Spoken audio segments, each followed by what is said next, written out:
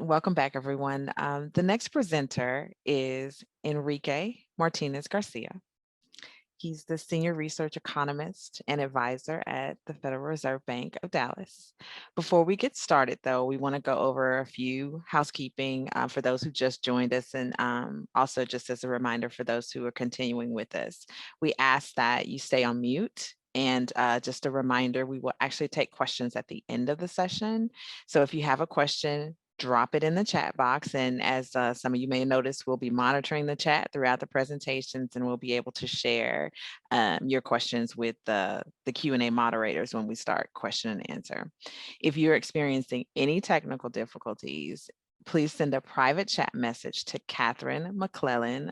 She's the individual who's been posting the survey, so you should see her name there.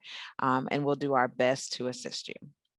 For those who would like to receive CPE credit for today's sessions, just as this previous session, you'll need to complete a survey that will pop up on the screen or in the chat at the end of each session. So now Enrique, let's introduce Enrique. Enrique Martinez Garcia is a native of Novelda, Spain. He's a senior research economist. His main research interests lie in the fields of international macroeconomics and finance, monetary economics, and applied econometrics. He has worked on a variety of topics such as asset pricing, housing prices, portfolio allocation, trade balance, current account, and exchange rate determination. Prior to joining the Dallas Fed in July 2007, Martinez Garcia worked as a teaching and research assistant at the University of Wisconsin-Madison and at the university's Center for World Affairs and the Global Economy. He also spent time at the Bank of England. Currently, Martinez Garcia is affiliated with the International House Price Database and the Database of Global Economic Indicators of the Federal Reserve Bank of Dallas. Martinez Garcia holds a PhD in economics from the University of Wisconsin-Madison, an MA in economics from the University of Pennsylvania, and a BA in economics from the University of Alicante in Spain. With that in mind, we are super excited to have you, Enrique, and I'm going to turn the mic over to you. Thank you so much, Tamara. I really appreciate the presentation and the opportunity to be with all of you today. Let me see if I can get my slides ready. I hope it looks good on your end.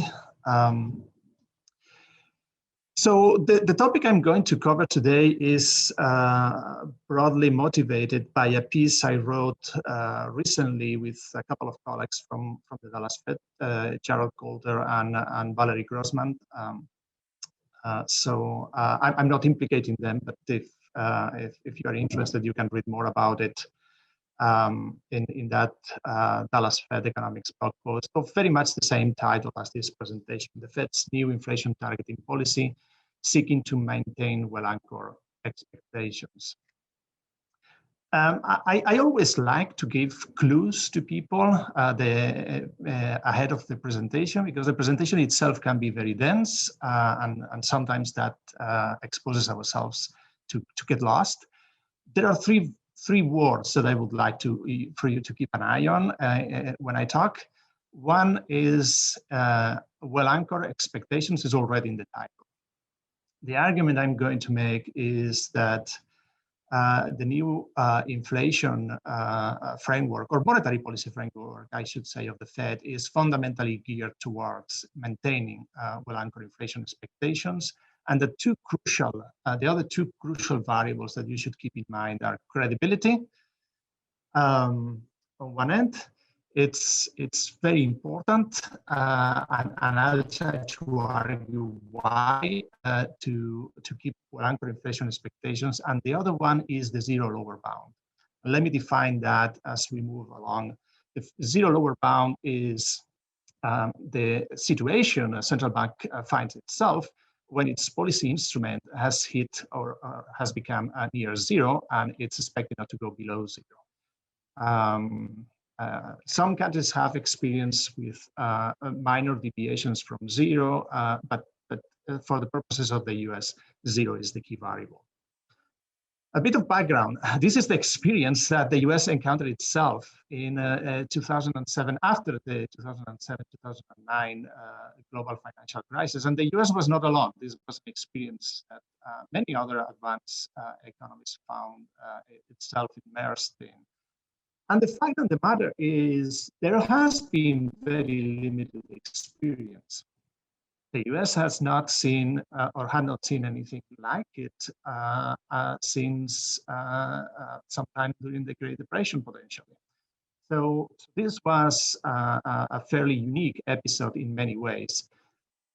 And that was one of the fundamental reasons that prompted the Federal Reserve to announce a comprehensive review of its monetary policy framework in early 2018, the conclusion of which, after much work both internally and engaging the public and monetary policy scholars outside the Fed, was a change announced by Chair Powell in August 2020 that adopted what has become known as FAIT, F-A-I-T, or flexible average inflation targeting.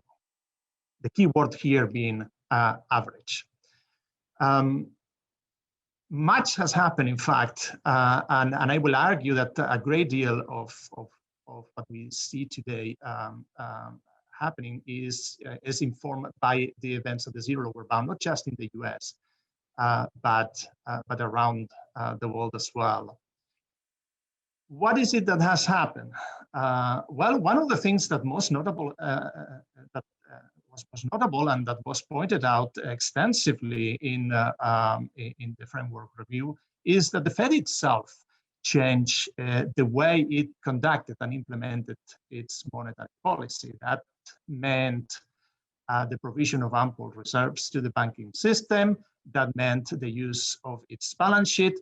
That meant the use of forward guidance, or in other words, the communication about and the expectations set by the central bank on the future path of the interest rate. When we talk about framework, to be more specific, you want to think of it in three parts, or composed of three parts. One, the strategy that the Fed has pursued. Another part would be the tools, and much had already been changed before the framework review got started in 2018. And the third one is the communication practices that have been evolving over time. In this regard, something that was critical that I want to highlight is the introduction of a consensus statement or long-run statement which explicitly stated the strategy that the central bank was aimed to pursue.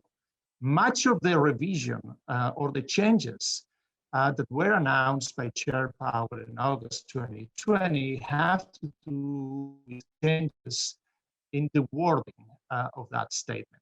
The other major change is the explicit acknowledgement of a 2% inflation target that for the first time was made explicit in the first long-run statement in 2012. That was at the time referred to as the Fed's version of a flexible inflation targeting. And you see, I'm going to play with these words quite a bit as we go along. FIT for flexible inflation targeting, FAIT for flexible average inflation targeting, which is the new regime. The other key salient points that I want to highlight from the review is the Fed recognized two things. One, or the Fed researchers and the research that conducted and the engagement with the community helped us recognize two things. One is that while monetary policy was able to exercise some efficacy during this period, it was challenged by the fact that significant changes to the structure of the economy were happening at the same time. And as it usually happens, it's easier to recognize ex post that those changes had occurred. I'll talk about some of those in a second, than it is to see them in real time. So that was one of the challenges. The other thing, and the main one that I want to spend time on in this presentation, is the fact that to some extent, the outcomes were conditioned or may have been conditioned by some of the features of the existing framework, this flexible inflation targeting framework. and relaxing some of the constraints that the central bank found in the implementation of monetary policy is one of the main reasons for the review, as well as for the changes adopted. Now, monetary policy in real time. I already talked, there is a lot of things that have been changing, and I wish we had more time to actually go in deeper detail in some of these. But we don't have the time, and I will have to basically go through the highlights here and pinpoint two in particular that are of particular concern. One is the trade-off that monetary policy faces. And this trade-off, if you are familiar with the concept, is usually formalizing the idea of a Phillips curve, the idea that there is an implicit relation between the inflation in the country and the degree of slack that exists in the economy. Part of the framework review, of the consequences of the framework review, was ultimately a more nuanced understanding of and a spelling of the notion of slack that is a lot more disaggregated, more granular than just looking at the broad aggregate numbers for unemployment. But the deeper problem or the deeper issue here is what explains ultimately the diminished sensitivity of inflation. Spoiler alert, the central bank thinks or would argue that to a great extent this diminished sensitivity is tied to the increasing credibility of the central bank achieved in the 90s on its commitment to what was then an implicit objective of 2% inflation, what in 2012 became an explicit objective of 2% inflation. The other major structural change that we have started to recognize more now is the decline in the real rates. Long story short, I'll argue this in more detail as I present some of the evidence. The challenge that this poses is that in a low rate environment, the chances that the next time that we hit a snag or that the US economy falls into a downturn or a crisis, we will hit the zero lower bound again. The likelihood that we will hit the zero lower bound again would be very, very high. And that could not have gone more true, because by the time the review itself concluded, we were already back in 2020 at the zero lower bound, as you all know. Let me point out that this is not something that we, meaning the US, is struggling with. This is something that other major advanced economies have been struggling with. I hope I will be able to share these slides with you so that you can make use of these materials to your heart's content. But let me give you some illustration, at least to some of the key issues for structural changes in the economy. This chart is part of ongoing research that I'm conducting with some researchers from the Dallas Fed as well. I want you to look at the dark black line at the bottom of this graph that represents our estimates of the responsiveness of US inflation to aggregate US slack. And by this measure, what we see is that since the 90s, really, since the time monetary policy became well anchored in its commitment to 2% inflation, that sensitivity has been much reduced.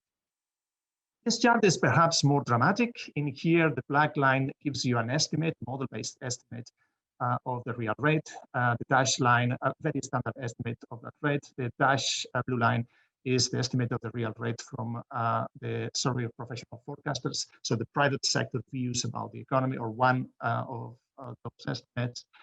And the red line represents the Federal Open Market Committee's own view of the long-run estimate of the real rate, which became communicated to the public starting in 2015. And as you can see, both model-based estimates and private forecasters coincide in the view that the real rate is much lower than it used to be prior to the recession. The best estimates that we have right now put it well below 1%, while before it was, we thought it was above 2%. Even the FOMC himself, which was more optimistic at the beginning, has come around and has estimates also well below 1%.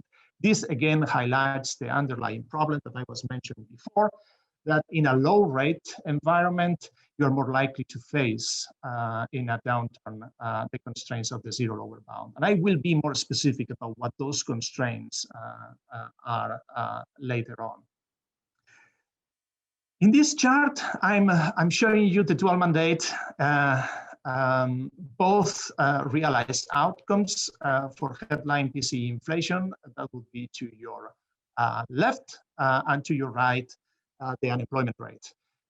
You also have dashed lines that represent both forecasts from the private sector, as well as the FOMC's or the Federal Open Market with its own projections for this. There's a lot to unpack here. I want to focus on two things, crucial things, on the inflation rate chart. One is, since the adoption of an explicit 2% inflation target in 2012, inflation, realized inflation, has been ostensibly below 2%. I mean, not dramatically, but the average inflation rate during this period has been below 2%. The second thing, and the critical thing, perhaps the most critical thing, is that if you look at the path of these forecasts, all of them see inflation expectations going back to 2%. There is no notion or no sense during this period that inflation can overshoot in order to make up for some of the low inflation of the past. And that is ultimately going to be one of the big concerns about the efficacy of the existing framework. The existing framework is very good at compelling people at sustaining the belief of people that inflation is going to be targeted to 2%.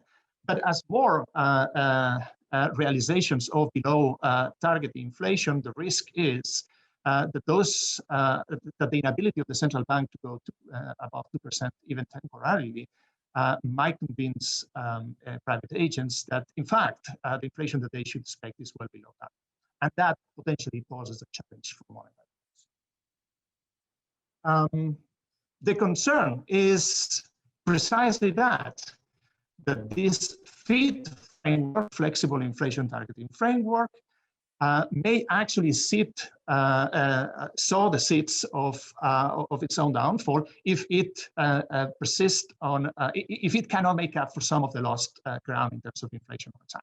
And I'll try to argue why that is a concern to begin with, at least both on theoretical and hopefully to some extent of practical grounds. But one of the examples that usually is cited for this, and I'll come back to this later, is the decades-long struggle of the Bank of Japan to raise inflation once those inflation expectations have become entrenched at very low levels. So if you go to the board's website, you will actually find the statement on long-run monetary policy strategy and the long-run monetary policy strategy and how it was updated specifically. I'm just taking a screenshot here of that, and I would like to highlight the particular addition. You can see everything that was erased, eliminated, that was added, the language that was added. And I would like to read to you specifically, this is the key passage in my view of that change. In order to anchor long-term inflation expectations at this level, brackets, that is at the 2% objective of the central bank, the committee, brackets, the Federal Open Market Committee, seeks to achieve inflation that averages 2% over time. And therefore judges that following periods when inflation has been running persistently below 2%, brackets, like the period in the aftermath or during the recovery, the early phases of the recovery from the great financial crisis or the 2007-2009 financial crisis, then appropriate monetary policy will likely aim to achieve inflation moderately above 2% for some time. There is also some more nuanced language that I have also copy and pasted here on our understanding of SNAC. For the interest of time, I will not talk too much about this. But if you keep in mind the language, what the central bank is talking about is not, it's very specific. It's concerned about periods of sustained below target realized inflation and how to respond in those circumstances. Should we go back to target or should we do something else? Should we allow for make-up strategies that actually allow for some degree of overshooting to compensate for it? In practical terms, you can illustrate that with these two simple graphs. To your right, you have inflation. To your left, excuse me, the price level. I have envisioned in the brown line a scenario in which the economy is hit with a negative aggregate demand shock and inflation falls to zero for a period until the central bank is able to bring inflation back up to 2%. The consequences for the price level is let bygones be bygones. All of that inflation that did not materialize at the 2% target is forgotten, and you return to the 2% path, even if that means a shift to the right on the price level, as you see in this graph here. What does in practice entail the new monetary policy framework? But in practice entails is that in circumstances like this, the central bank might consider this alternative strategy, an alternative strategy that allows for some overshooting for a period of time. Over this span, inflation still averages about 2%, and potentially the consequence of that is that you return to the price level over time that would have taken place if inflation had stayed at 2% for the entire period. So that is, in practice, how it's envisioned. Now the question is, what does it all have to do with the zero lower bound of interest rates? And what is the rationale to begin with to allow for potentially make-up strategies to keep inflation expectations well anchored? What's the connection of all of this? And I think one of the equations that I throw at you, I hope it's simple enough, that sort of explains or helps us motivate the risks that the central bank is trying to avoid, is what's known as a Fisher equation, which basically states that you can think of the real rate as an approximation as the difference between the nominal yield that you earn and the expected inflation over that period of time. Now, if inflation expectations are well anchored at around 2%, and nominal yields are bound below at zero, then simple math tells you that the real rate cannot fall below 2%, that there is an implicit lower bound on the real rate of 2%. And what this chart shows is essentially the real rate based on professional forecasters' estimates over this period of time. You can see that basically during the period of the zero lower bound, we've been at a real rate of approximately minus 2%. I'm going to throw at you even more of a complication. Hopefully you get the intuition, and if you can use some of these materials in your class, all the best. Hopefully you can get the intuition for what I'm saying. What is it that we are concerned about if there is indeed a zero lower bound on the real rate? Why does that even matter to us? Well, in most textbooks, at least at the college level, you would start explaining some key macro concepts with this ISLM type of framework. I hope you get the intuition from this. There is some very good materials on which all of this is based by one of my colleagues at the Fed, Evan Koenig, that has explained this a lot better than I can do here. But basically, what I want you to do for the purposes of this exercise is to pay attention to the particular chart in the middle that represents the IS and LM curves in the space where the horizontal axis is the output, the level of economic activity, the vertical axis is the real rate. LM, you should understand it as equilibrium points that would clear the asset market. The IS curve would be the equilibrium points that would clear the goods market, and the point at which they intersect is where we think the economy is all clear. Usually, the type of scenario that you envision is one where you might have a situation like this, and you don't have to worry about this little kink at the bottom of the figure, the kink that arises at the zero lower bound, at the point at which the LM curve essentially would flatten. Now, in this scenario, if you can ignore that, a financial shock that restrains aggregate demand, I'll call that here for simplicity an IS shock or a shock to the IS curve, will simply lead to a new equilibrium with lower economic activity and a lower real rate. And there are all sorts of policies that can be implemented, including some potential role for fiscal and other stabilization policies that I will leave aside. What happens when the zero lower bound is binding? What happens when the real rate is already at its lower bound and inflation expectations remain well anchored? Well, what happens in effect is that the aggregate demand that comes from this, the relationship between output and prices, that I represented as derivative of the ISLM curve, is going to be basically insensitive to changes in the prices of level. In the price level is going to be vertical in its representation.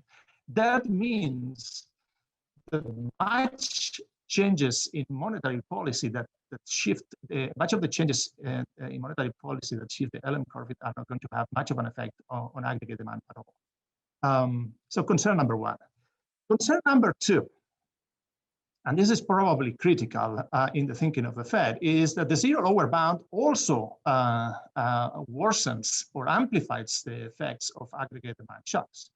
So let's think of the same IS shock that I was talking about early on. You can shift the IS curve to your left and find a new equilibrium. This new equilibrium happens to imply a lower level of economic activity, but also a lower real rate. And in the particular case that I have highlighted here or exemplified here, you will see that it would imply a real rate below the lower bound of the real rate. So this is actually not feasible. What happens when we actually take into account the lower bound on the real rate? What happens is that economic activity gets further dampened. In a sense, if you want to display this in a perhaps more intuitive way, what we are concerned about is that the inability of the central bank, the inability of the economy to lower rates below a certain threshold would actually amplify the negative consequences on output for the economy. So concern number one. Concern number two, the particular example that I have shown before had a trick. There is this IS curve here, where IS stands for aggregate supply. I should mention that AD stands for aggregate demand. And this is a particular representation of aggregate demand where it is perfectly elastic. Output changes can adjust at any level of aggregate demand. What happens if you have a more realistic representation in which the aggregate supply is upward sloping? What happens is that when you have an IS shock, an aggregate demand shock, the aggregate demand falls. That means economic activity falls, but it also means that prices tend to fall. And what happens if this becomes a persistent phenomenon? That if you keep getting some of these negative shocks through the system, it might happen that the agents start to rethink their views about inflation expectations. And this is the curious situation in which one encounters itself in this scenario. Imagine that you start incorporating into your views of inflation expectations that inflation is going to be below what it was before. What that effectively means is that minus the inflation expectations, which is the lower bound on the real rate, is actually going to become larger. If your inflation expectations drop from minus 2% to 1%, that means that your lower bound on the real rate goes up from minus 2% to minus 1%. And the implication of that is a further decline or a further shift on the aggregate demand, a further decline on economic activity, a further fall on prices, and the whole thing becomes self-fulfilling. That's the sort of very intuitive, very simple representation of a liquidity trap and one of the major concerns of the central bank in rethinking its framework. Now, the concern here is not should we change the inflation target for the central bank. the concern here is what can we do to avoid inflation expectations to slide, because that has the potential of making things much worse and bring us to a scenario where low rates and low inflation become a persistent feature of the landscape. I have tried to represent that situation here, where you have the experience of the four major economies: Japan, the UK, the Euro area, and the US. And in particular, I want to highlight the fear that we would end up in a Japanese type scenario. Those would be the blue dots, where very low, sorry, I should say, very low inflation and very low interest rates simply become entrenched in the economy. And that limits sort of the power of this. Of policy even further. For those of you who remember this movie, I've been watching it recently, and it sort of reminds me of this in a way. There is a point in the movie, The Great Escape, where everybody is trying to figure out how they are going to get this breakout going, and they want to send somebody out of the camp. And then capture again, so that they would have the experience of what is it that the game plan would look like once they are out of the prison. And in a sense, fate is a bit like that. It's the result of the learning experience that we have reviewed from the past 10, 15 years of US economic history, but also the experience of other central banks, that gives us a better or more nuanced game plan to how we are, if the breakout succeeds, how we are going to make it stick. That's sort of the broad message, I think, that I would like to get across. Things that are critical is credibility for this. Now, all of this hinges fundamentally on to what extent do individuals believe the central bank commitment to 2% if they persistently keep seeing that inflation falls below 2%? Critical element. Fate formalizes the commitment, but it allows for makeup strategies that would help anchor those inflation expectations and avoid some of the worst risks, this idea of a liquidity trap. The second that I was talking about. The second thing is that a lot of the changes in the toolkit and communication practices were already in place. The monetary policy framework in those dimensions has already been evolving. And we've learned quite a big deal more about those tools. We don't have the time to perhaps discuss those things right now, but there is a great deal more nuanced about what our understanding is of how these operate and how to best deploy them to be effective. So we've learned a great deal of experience, the same thing that the guys from The Great Escape did from the experience of those who went ahead. Three takeaways, and with this I will conclude, but I will summarize everything into one. The zero lower bound is one of the major challenges of our generation. The US has not seen this in the post-World War II period. We've learned a great deal from the experience in terms of the usefulness of balance sheet policies and forward guidance. We should be concerned, and this is something I did not get to touch on this presentation, but I think is very important, about the fact that it's not only the US facing the zero lower bound, but this is an issue in many other advanced economies. But one of the things that we recognize, or that the central bank recognized after reviewing its monetary policy framework, is that allowing the flexibility for makeup strategies in conditions in which inflation has been persistently below target for an extended period of time, it's actually a valid or sensible, I should say, that's probably a better word, way of adjusting the central bank's strategy to help it sustain inflation expectation at its intended target. And that is, at its core, the main message of in my opinion, in my view, of the changes in the framework.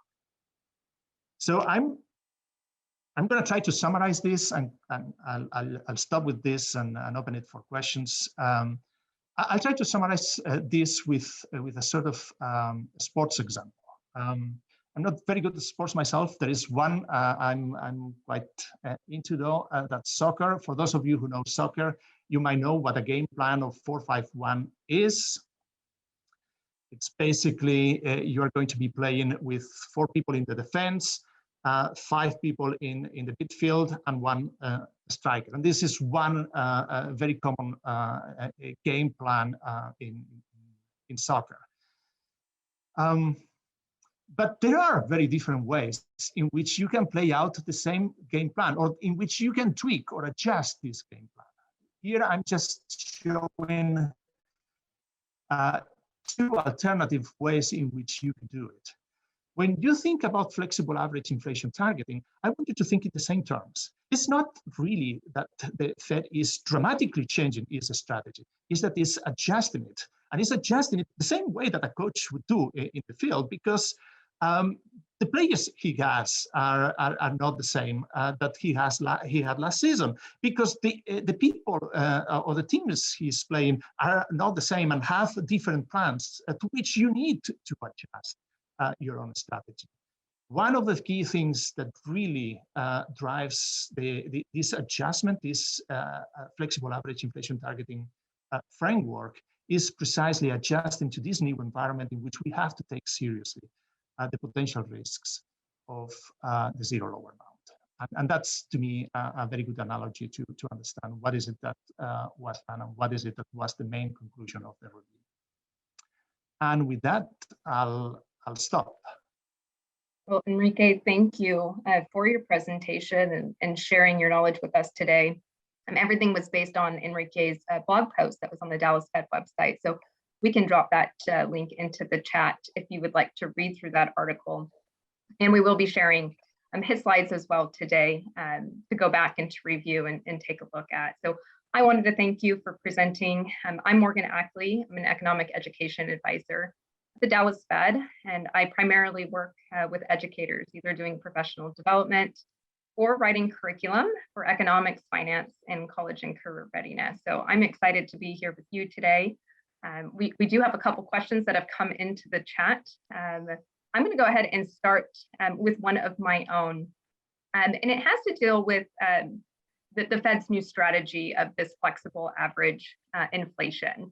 And I was hoping you could address how does that new strategy of flexible average inflation provide more flexibility to pursue the central bank's maximum employment and price stability in the current low interest environment? Very good. Very good point. Very good question, actually. We could have a session just on that if we wanted. The simplest answer is the following, or the way I would put it is the following. Flexible average inflation targeting does not prevent the central bank from following any strategy that it would have followed before. But it allows the central bank to follow also the types of makeup strategies that I was talking about. Why I'm getting back to this?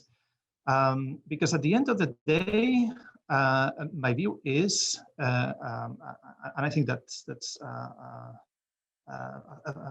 fairly mainstream view in terms of monetary policy, is that to the extent that you buy that allowing for makeup strategies can be a powerful way of anchoring inflation expectations at 2% at the inflation target, it actually does provide the central bank a great tool to address its other objective, the unemployment objective, and to do it in a more nuanced way. Let me unpack that a little bit.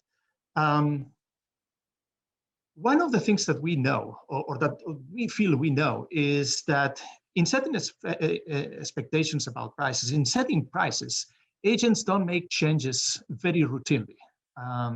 Therefore, when they make changes if they think that the cost pressures or other forces are pushing prices up in a very persistent way, and that the Fed is unable to, or unwilling, let's say, the central bank will call it, unable to maintain its objective of 2%. Otherwise, agents would be comfortable basically adjusting minimally their prices with the hope that over time, it indeed will average it to 2% inflation.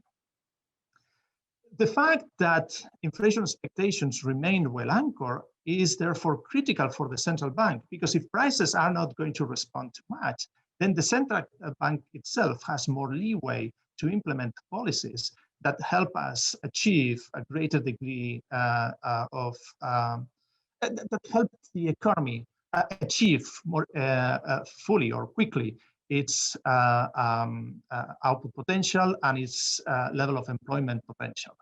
So in other words, anchoring inflation expectations is critical for the central bank to have enough room in the short run to be able to provide accommodation and to provide opportunities, stimulus, shall we say, monetary stimulus to support economic activity and employment. That is for the dual mandate. So in other words, it is by keeping prices stable and inflation expectations stable that we best can achieve our second part of the dual mandate on employment. Thank you for that. And I wanted to build upon this idea of expectations for inflation. So we did have a question that came in through the chat, and it's from Joanna. And it's in reference to that makeup strategy that you talked about in the presentation of making up for historically low inflation or not meeting that target. She says, would not the makeup strategy of bringing inflation above 2% to make up for the below 2% inflation in prior years bring inflation expectations above 2%? And then she kind of follows up with this idea of, if we were just looking at inflation, so she referenced when they see inflation, I'm assuming the general public. So when the general public sees inflation going above 2%, they may simply think that it will continue to go up. So could you address that maybe from like the consumer side of as we view inflation and see it going up, how does that feed into inflation expectations? Yes, no, it's a very good question, because it poses one of the very fundamental challenges every time that we talk about these issues, and one of the fundamental challenges that monetary policy is going to face with this framework or with the preceding one. The challenge is that you would have a symmetric effect, but on the other side, that agents get accustomed to expect very quick and high rises in prices, and that gets incorporated into inflation expectations. Now, the framework itself does not prevent the central bank from acting forcefully to bring inflation down if that were the case. So a short way of answering that is that there are two fundamental elements, I think, in my thinking in all of this. One is the central bank's actions in response to high inflation. So are they consistent with an unwinding of inflation over time? And second, crucial, is the credibility of the central bank. So far, the credibility is sort of like a diffuse concept. We use it in many ways, and it's sometimes hard to define. But you know it when you've lost it very easily. If I were to be following on the performance of the Federal Reserve under this new currency, under this new monetary policy framework, and to evaluate whether central bank credibility is eroding, it would be when I start seeing private agents, private forecasters forecasting future inflation expectations going up, and while the central bank is promising to return to lower inflation. That would be a telltale sign that something is wrong. This is a very convoluted answer, perhaps with a very simple nugget, is that you can have the best game plan out there, and you can still lose the game. So you still have to go into the field and play that game and play it to the best. And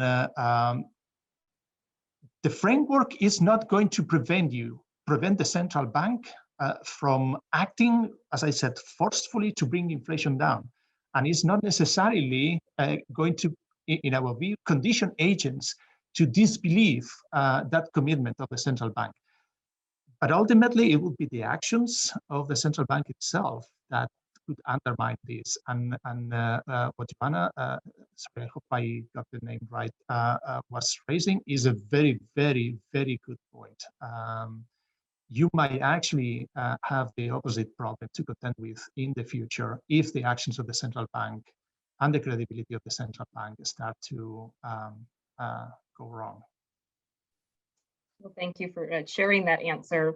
We actually had another question, and for those of you that are in the audience, please feel free to drop your questions into the chat. We have about 5 more minutes, so if you have a question and you want to put it in there, go ahead and drop it into that chat. Ryan asked a question, and it says, given the changes in strategy towards a more flexible inflation rate, how much do you think the low interest rate monetary policy is contributing to increased demand for speculative assets? So those assets that have the higher return, like equities, asset-backed securities, potentially even cryptocurrency. That's also a very good point. One of the things that I haven't talked about, but it's something that deserves full attention, is the issue of, and I'm going to bring it to perhaps a higher level of discussion, the issue of financial stability. To what extent monetary policy actions, even if they are consistent with the framework, might lead to financial instability that ultimately has negative consequences. If we get into a situation where a bubble arises, we all have experienced that through the 2007-2009 recession. We know how terrible the consequences can be as a result of such a thing happening. I will not be able to tell you much about the specifics, but I want to make the point that 2 broad points. First is that monetary policy is in part about risk management, and these financial stability risks are played out, and they are considered, and they are evaluated, and we are constantly thinking about scenarios. What could happen? What would be the situation if something like what Ryan was describing were to happen? So this factors in and into our discussions already, very much so.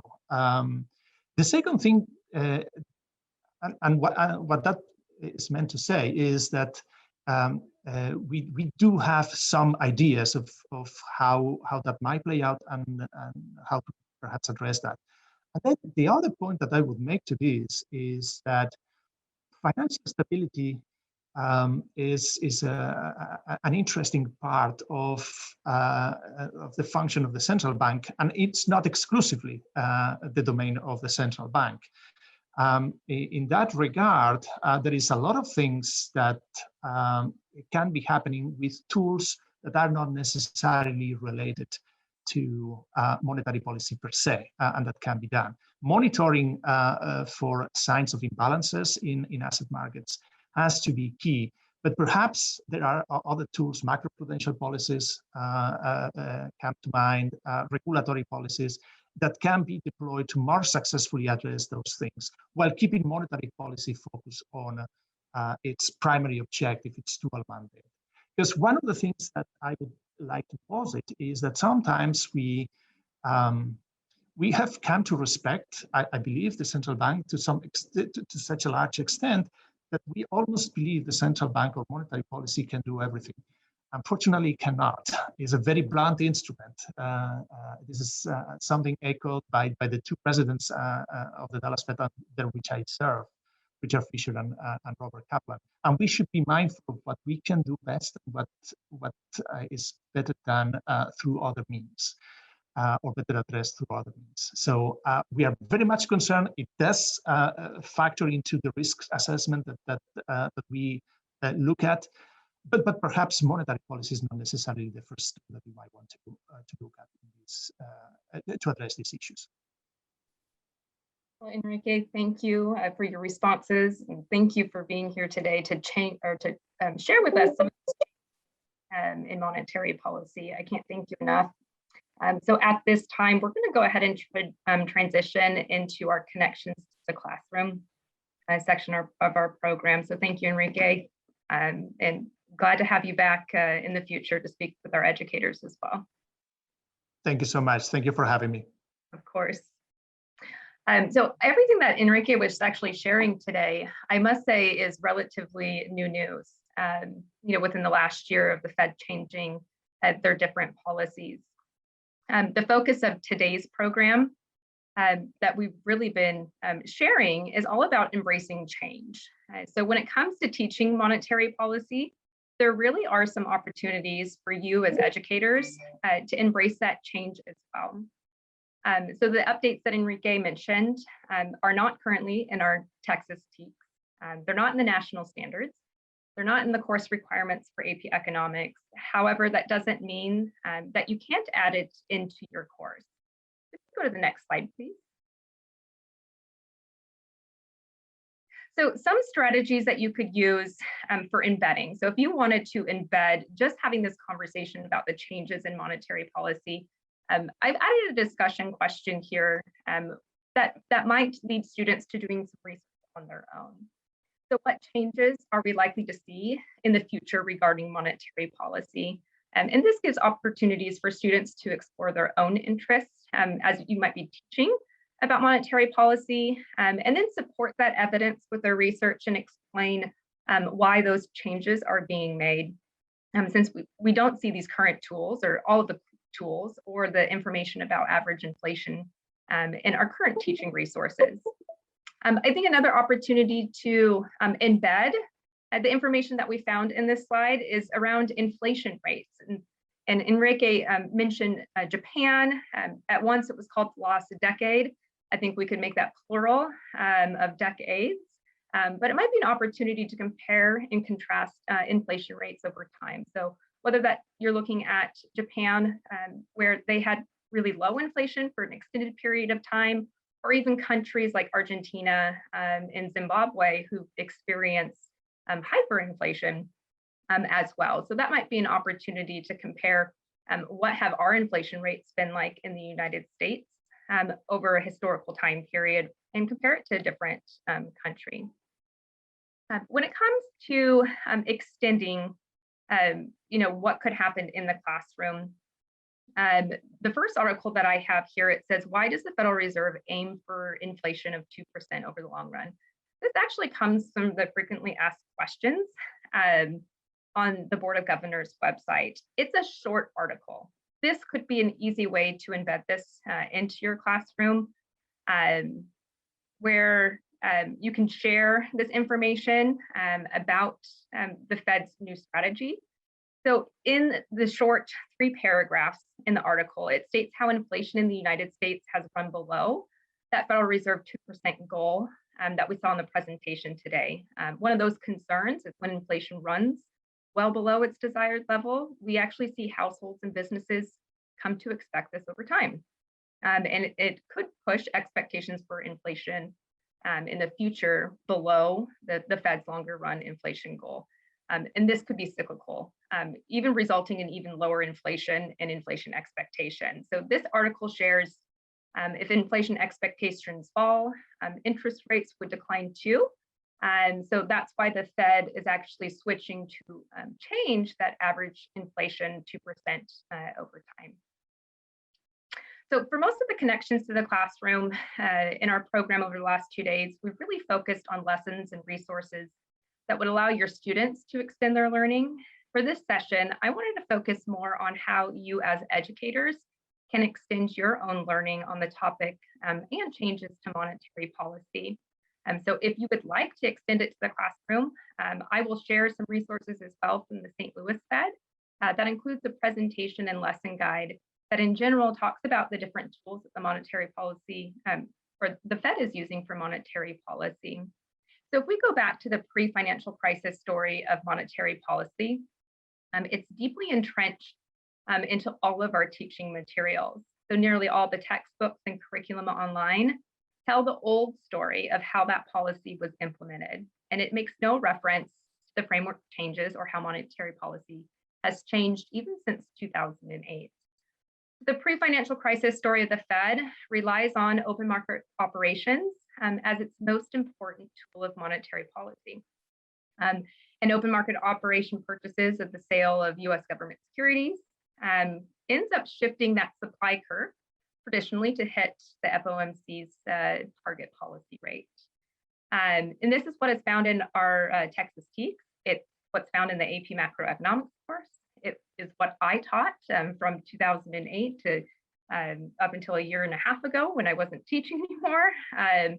So those tools of monetary policy traditionally included open market operations, reserve requirement ratio, and the discount rate. But these teaching tools actually introduce some new resources where you can extend your learning on this idea of ample reserve and how the Fed uses ample reserves to actually influence the interest rate. So if you would like to use those resources, we'll drop those links into the chat. The lessons that you can see on the slide here, where it says a teacher lecture guide and PowerPoint slide, actually focuses on how the FOMC conducts monetary policy to achieve its dual mandate. So these are new materials that are referencing some of those new framework changes and information that might not have been in your textbook. Even if it's not currently in the teaching standards, this is an opportunity where you can extend your students' learning. Maybe this is after the very end of your course, after you're done with hitting all of your state objectives, or preparing your kids to take some of those advanced course exams. So just know that these are resources. So if you want to dive in, you want to learn more about monetary policy and the changes, there's some resources for you to extend your learning. And there's also a resource that's pre-designed, the PowerPoint, and it actually has the teacher guide to guide you through some of those different changes that are happening in monetary policy. So I'd like to thank you for joining us today. We are going to be taking a short break. So we're going to have about a 10-minute break. After that break, we will come back and we're going to welcome back Dirk Mateer, who's going to be able to share with us some of those resources that you can use in your classroom to engage students. So multimedia resources, pop culture, and we're excited to bring him back. So go ahead and take a break. In 10 minutes, we'll be back with Dirk Mateer. Thank you.